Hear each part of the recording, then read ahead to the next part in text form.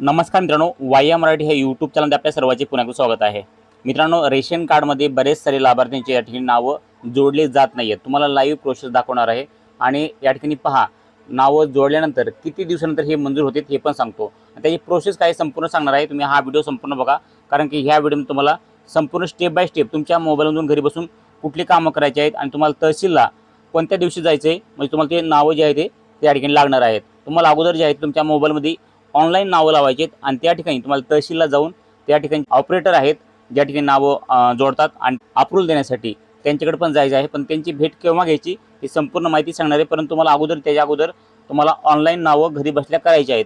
तर या ठिकाणी कशी करायची, काय करायचं संपूर्ण माहिती सांगतो. त्या अगोदर तुम्ही जर आपल्या चॅनलला सबस्क्राईब केले असेल तर चॅनलला सबस्क्राईब करा, व्हिडिओला लाईक करा, कारण की अशाच रेशन कार्ड संदर्भात नवनवीन अपडेटची नवनवीन माहिती आपल्या चॅनलवरती भेटत असते. त्यामुळे आपल्या चॅनलला सबस्क्राईब करा. चला मित्रांनो, उशीर न करता डायरेक्ट व्हिडिओला सुरू करूयात. तर पहिल्यांदा तुम्हाला काय करायचं आहे, तुमच्या मोबाईलमधल्या कुठल्याही एका ब्राउझरमध्ये यायचं आहे आणि त्या ठिकाणी टाईप करायचं आहे RCMS. त्या ठिकाणी RCMS टाईप केलेलं आहे, टाकले. आता सर्च करूयात. सर्च केल्यानंतर आपल्यासमोर अशा प्रकारची जी आहे त्या ठिकाणी पहा, RCMS mahafood.gov.in ही वेबसाईट आलेली आहे. तुम्ही या ठिकाणी पाहू शकतात. तर या ठिकाणी तुम्हाला ह्या वेबसाईटवर क्लिक करायचं आहे. आपण या ठिकाणी क्लिक करूयात. तर या ठिकाणी क्लिक केलं आहे तर आपल्यासमोर असा प्रकारचा इंटरफेस आलेला आहे, नॅशनल फूड सिक्युरिटी प्रोग्राम. तर या ठिकाणी पहा, तुम्हाला जे आहे ते भरपूर ऑप्शन भेटतात. या ठिकाणी तुम्हाला इथं जे आहे ते रेशन कार्डचं ऑप्शन आहे, त्यानंतर या ठिकाणी RC डॅशबोर्ड असे भरपूर ऑप्शन आहेत. परंतु आपल्या या ठिकाणी पहा, साइन इन रजिस्टर यावरती आपल्याला क्लिक करायचं आहे. साइन इन रजिस्टरवर क्लिक केल्यानंतर या ठिकाणी तुम्हाला 3 ऑप्शन भेटतात, office log in, APS log in आणि पब्लिक लॉग इन. तर आपल्याला पब्लिक लॉग इन यावरती क्लिक करायचं आहे.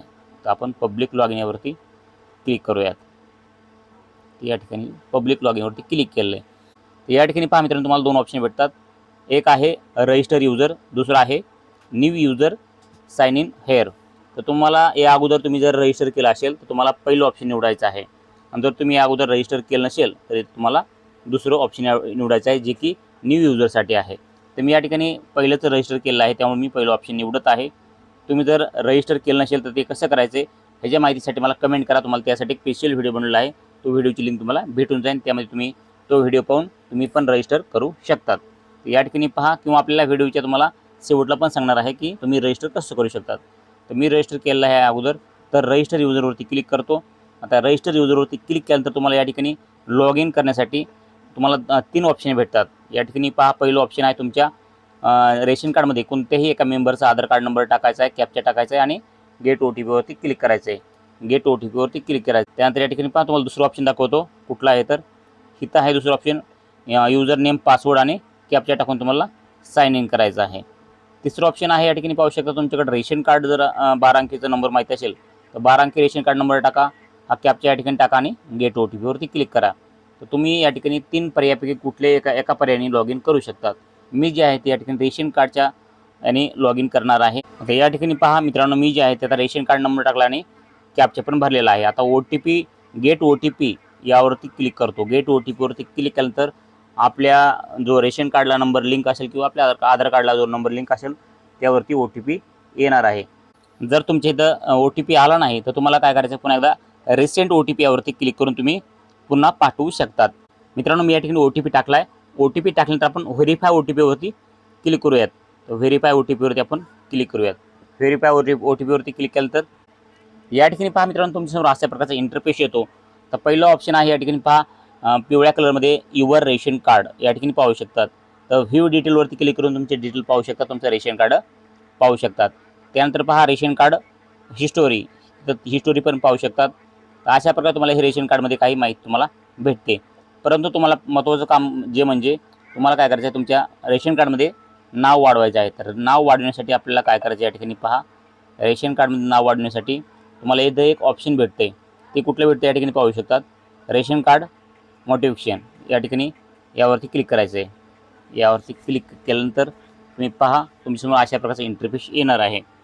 तर नाव वाढवताना तुम्हाला ॲड मेंबरवरती क्लिक करायचं आहे.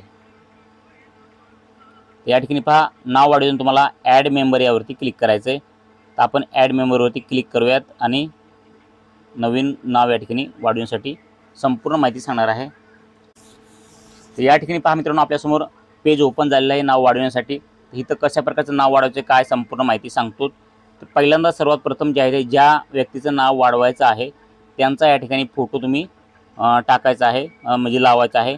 तो फोटो जे आहे ते कमीत कमी 20 KB असायला पाहिजे. या ठिकाणी साईज दिलेली आहे, तुम्ही पहा. जो फोटो आहे तुम्हाला तो किती KB पाहिजे, 20 KB या ठिकाणी पहा. त्याची साईज म्हणजे त्याची साईज दिली इथं. त्यानंतर पहा तुम्हाला काय करायचं पुढं. या ठिकाणी पहिल्यांदा मराठीत टाका, त्यानंतर इंग्लिशमध्ये टाका.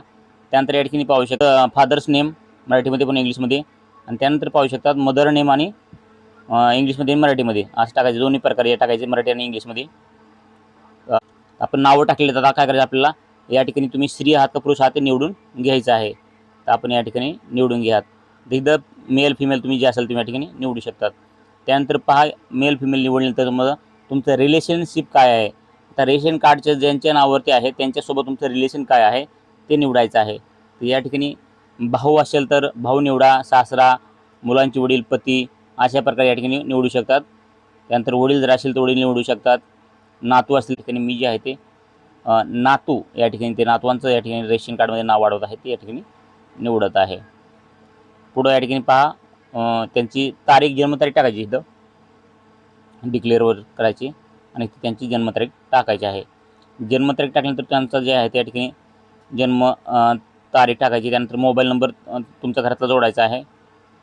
मोबाईल नंबर जोडल्यानंतर तुम्हाला या ठिकाणी नंबरचं नाव वाढवायचे, त्यांचा आधार कार्ड नंबर या ठिकाणी टाकायचा आहे. आता प्रोफेशनल डिटेल्स या ठिकाणी टाकायची. त्यामध्ये या ठिकाणी पहा आता काम काय करतात या ठिकाणी निवडायचं आहे. ॲग्रिकल्चर लेबर, डॉक्टर, या ठिकाणी गव्हर्मेंट सर्व्हिस असेल तर. त्यानंतर हाऊसवाईफ, लेबर, नॉट अवेलेबल म्हणजे या ठिकाणी कुठलं नसेल तर या ठिकाणी नॉट अवेलेबल किंवा ऑदर तुम्ही निवडू शकतात. आणि तुमची इन्कम किती आहे इथं तुम्हाला निवडायचे आहे. अनुमल इन्कम तुम्ही निवडू शकतात. आता बर्थ सर्टिफिकेट असेल तर तुम्हाला या ठिकाणी देऊ शकतात. पैकी तुमच्याकडं शाळेचं मार्कशीट असेल तर मार्कशीट, ऑदर, पॅन कार्ड, त्यानंतर वोटर ID कार्ड किंवा birth certificate issue by J तुमच्या ग्रामपंचायतून तुम्हाला भेटलं असेल बर्थ सर्टिफिकेट ते पण तुम्ही या ठिकाणी लावू शकतात.